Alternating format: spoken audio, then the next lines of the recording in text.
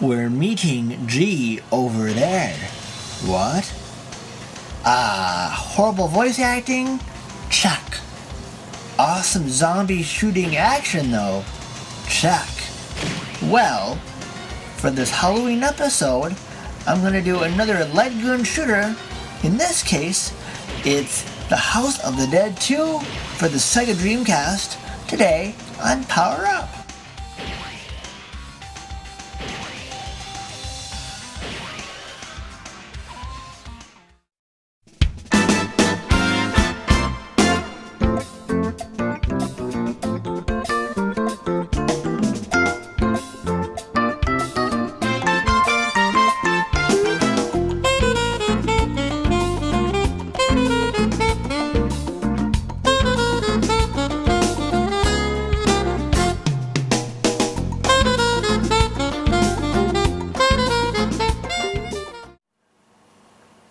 Hello there. Welcome to another edition of Power Up. For today's episode, it's another Halloween is upon us at the time of this recording, so I thought I'd do another Halloween type episode. In that episode is since I have quite a bit of zombie related games, so as you recall a year or so ago, I did The House of the Dead for the Sega Saturn. And I think it's up here somewhere. But since it's Halloween, and even though that game was for my light gun shooter month back in the day, and even though this too is a light gun shooter, I thought I'd do its sequel. And also, the sequel of The House of the Dead 2, which I will do, is also on the Wii. But I thought I'd do the Dreamcast version, because to me it looks a little bit spiffier, and to me the Dreamcast light gun I used it felt more natural. Even though the Wii mode is not bad for going pew pew pew. And yes, I just did the pew pew pew. But I think the Dreamcast light gun felt a little bit more better than the Wii mode. So, that's what I'll do. So anyway, with that said, let's go fight some zombies and save the world maybe. The House of the Dead was released in 1998 in arcades and in 1999 for the Dreamcast. I believe it was a launch title for the Dreamcast, I believe. Basically, this game picks up where the first game left off, at least a little bit after.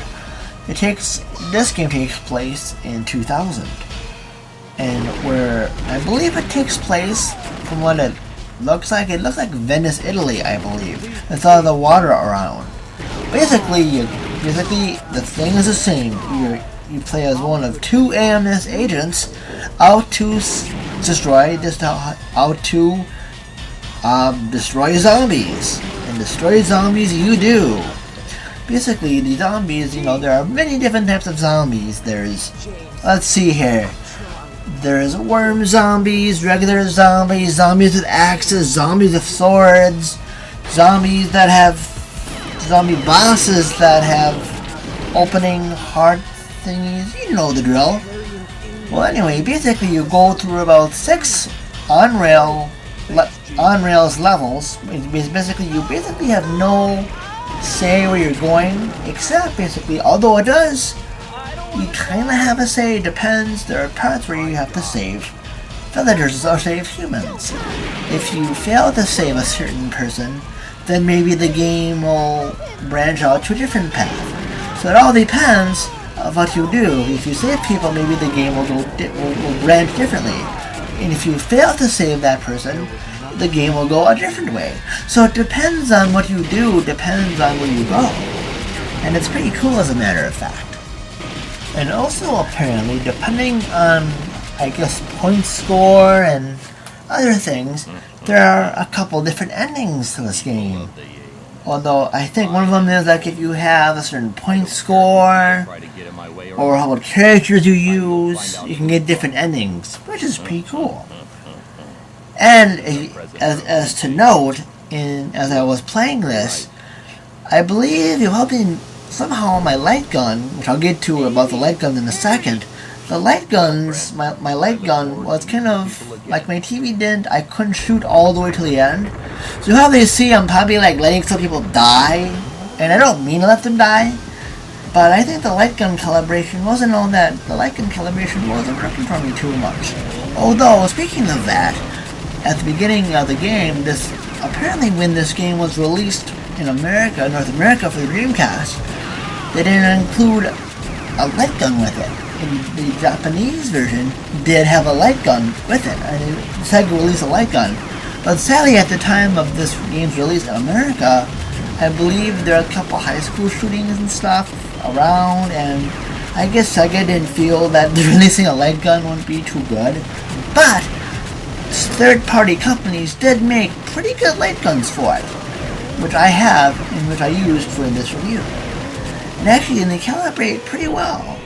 But I know it may look like that it didn't calibrate too well, but usually it calibrates pretty good. And maybe it was because with my capture device I used to capture this footage. Maybe it was off a bit, but usually on a typical day when I calibrate it does pretty well, and it does the job pretty good too. And also, besides the main arcade game, there are a couple other modes that I'll briefly touch on. There's original mode, where it's basically arcade mode, but you can equip different weapons. You can get like a grenade launcher, a shotgun, or even an actual machine gun per se. And also, what's cool is there's other bonuses. There's like, you can make your regular bullets do like a little bit more damage per shot, among other things. And also, if you notice, there's a trunk I'm getting my weapons from in the original mode. What's cool is in the main game, there's actually more stuff you can pick up for use in the original mode, which is pretty cool. And also, another mode, there's two other modes. There's also boss mode and like a challenge mode.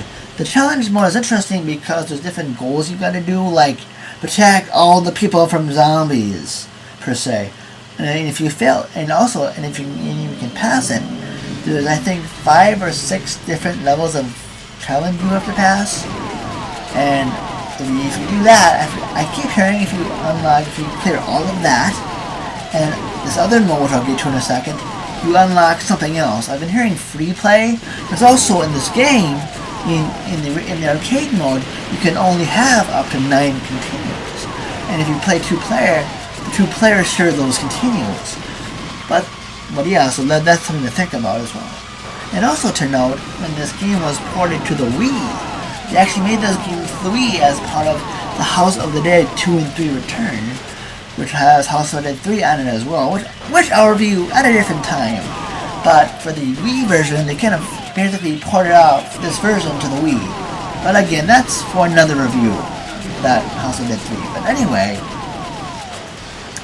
in this other mode, besides the challenge mode, there's a other mode where it's basically a boss mode, where you basically fight all of the bosses from the main game, but not all at once though. You can fight one at a time, and you can do it for best times. So that's how you can beat the first boss in like 2 minutes or less or something, and you can try to best your own time. And of course, every time you beat them, the challenge gets harder and harder. So it's kind of cool to try to challenge yourself to see if you can beat the boss in that certain amount of time, which is pretty nifty if you ask me. Well, if you're interested in giving this game a shot, besides this being on the Dreamcast, if you don't have a Dreamcast and you have a Wii, as I previously mentioned, you're in luck. You can get this game as part of the House of the Dead 2 and 3 Return on the Wii, which has this game plus House of the Dead 3 as well. And I think it's pretty cheap. I'm not too sure how much it is, but it's pretty cool, and you should totally pick it up. And anyway, I really, as you know, if you've watched my previous reviews on other light gun shooters, light gun shooters are one of my favorite types of genre to play.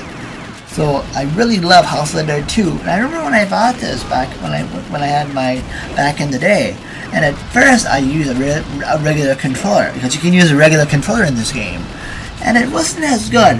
But it was later, after I got 2 light guns for it, 2 third-party light guns, that my enjoyment really took off with this.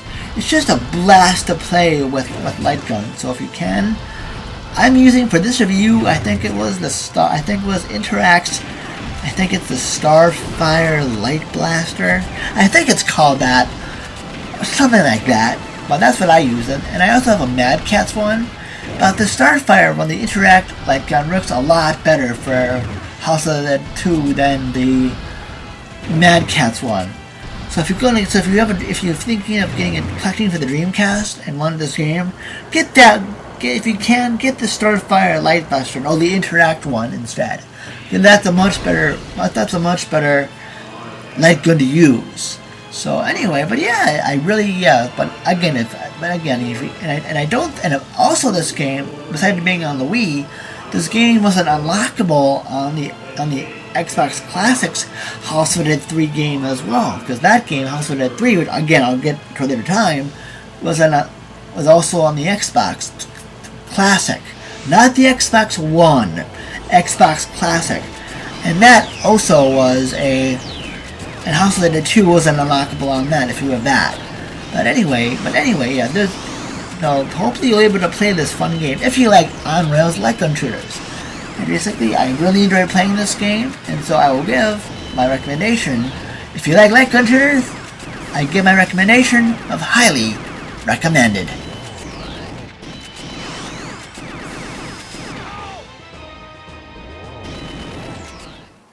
And as usual, as I usually say, as you know what's coming.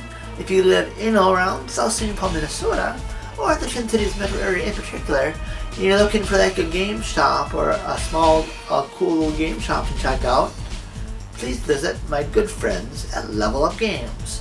Although I shouldn't say their game shop is small by any standards, but they do have, besides video games, they have collectible card games such as Magic, as well as board games. Tabletop board games, as well as let me think, as well as I know I'm saying this a bazillion times. Tabletop board games, and graphic novels and comics you can get as well. Yeah, that's the stuff. So all that stuff, and also they have the collectibles you can get, among other things.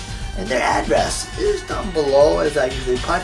And I think I put a picture of their location somewhere in this area somewhere.